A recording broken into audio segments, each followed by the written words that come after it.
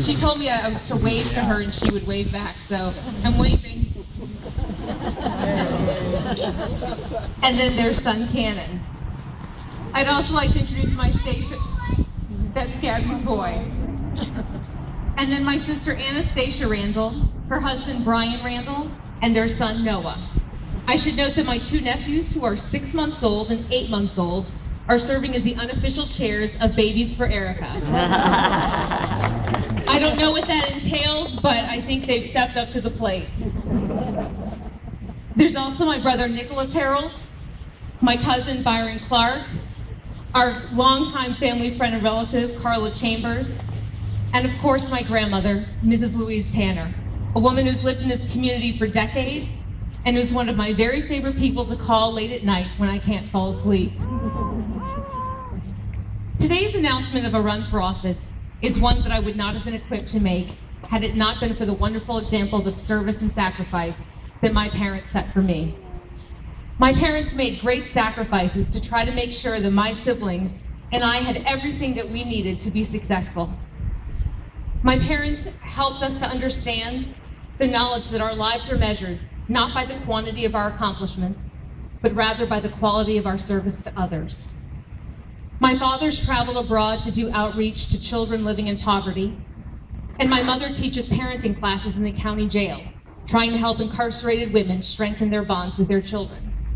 And so I thank both of my parents today for not only making sacrifices so that my siblings and I could have great examples and great opportunities, but for challenging us to serve and then leading by example. Today's announcement also would not have been possible had it not have been for the blessing of growing up here in Champaign-Urbana. Whether it was the support of great teachers at Urbana High School, the guidance of outstanding faculty at the University of Illinois, or the encouragement of my church families, I would not have developed the strength to take on new challenges had it not been for the presence of so many positive role models in my life. And so I'm extremely grateful that the people in my life who have inspired me the most are here as I announce my plans to take on a new challenge. And it's with immense appreciation for the support of my family and this community, and with great anticipation about what we can accomplish together, both for our district and our country, that I announce today my intention to seek the Republican nomination to the United States Congress in Illinois' 13th District.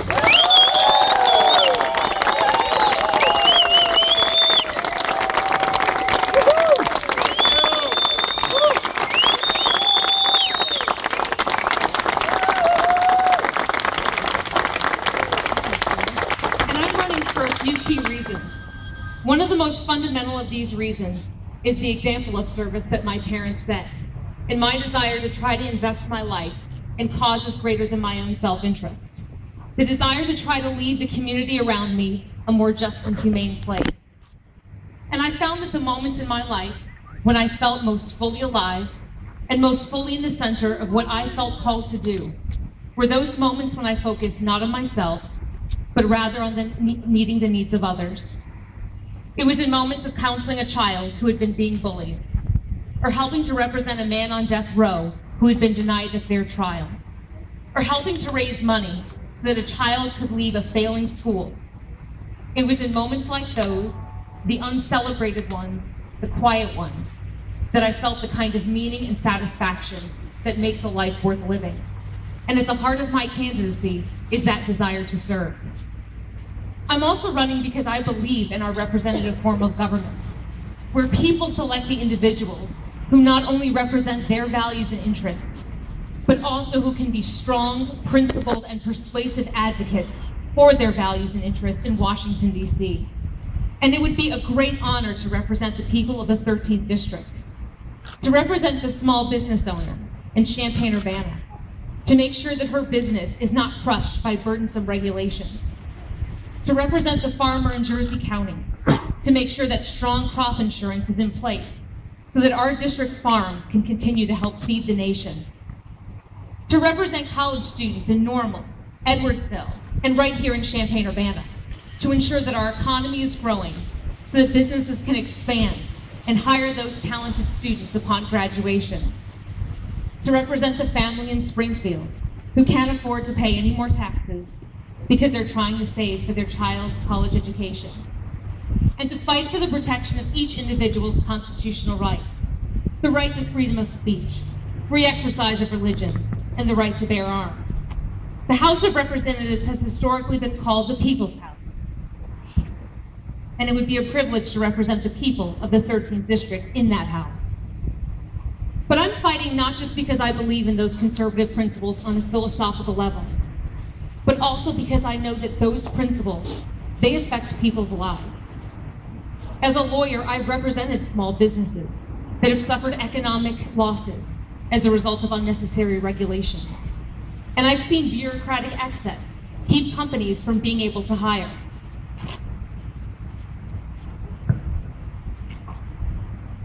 I just took out somebody's media microphone.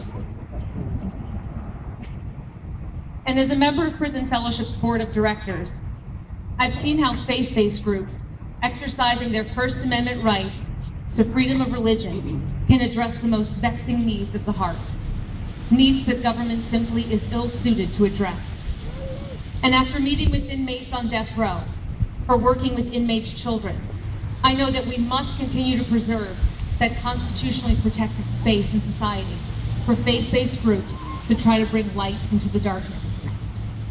And I'm committed not only to fighting for the people of this district and standing upon the principles of limited government and individual autonomy, but I'm also committed to making the case for how conservative principles expand opportunities for the individual, reward entrepreneurship, promote economic growth, affirm the value of each life, foster social mobility, and uphold human dignity. Because it's not enough to simply take a position on various matters of public policy. Instead, a compelling conception and vision of limited government must be articulated. I'm also dedicated to engaging individuals who may not traditionally vote for Republican candidates. As someone who does not fit the conventional stereotype of a Republican, I'm committed to reaching out to individuals from all backgrounds and all walks of life who may support conservative principles. Not only is this outreach essential in a swing district like ours, but more importantly, it strengthens our party as a whole, helping to expand the party's reach and reinvigorating the party's message. Now, I know that campaigns are grueling, and people may attack you for simply daring to step into the arena, that people may try to focus on that which is petty and tangential as a way of avoiding that which is significant and consequential.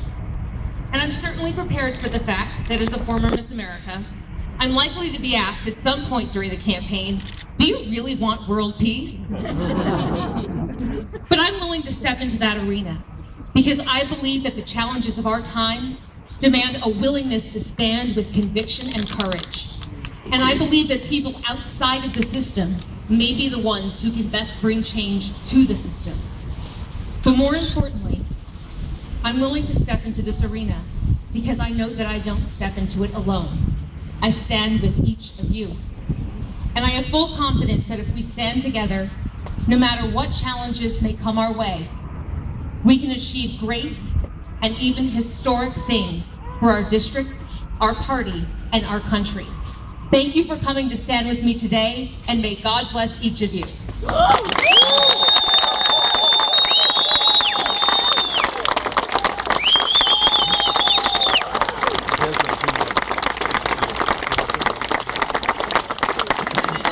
know that my niece Gabby would like to come and take a bow as well. So we're going to curtsy together.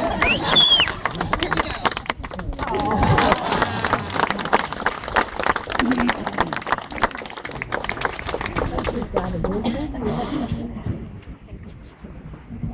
Thank you all for coming. This concludes the event today. It's a very exciting day for Erika, for our family, and for our community.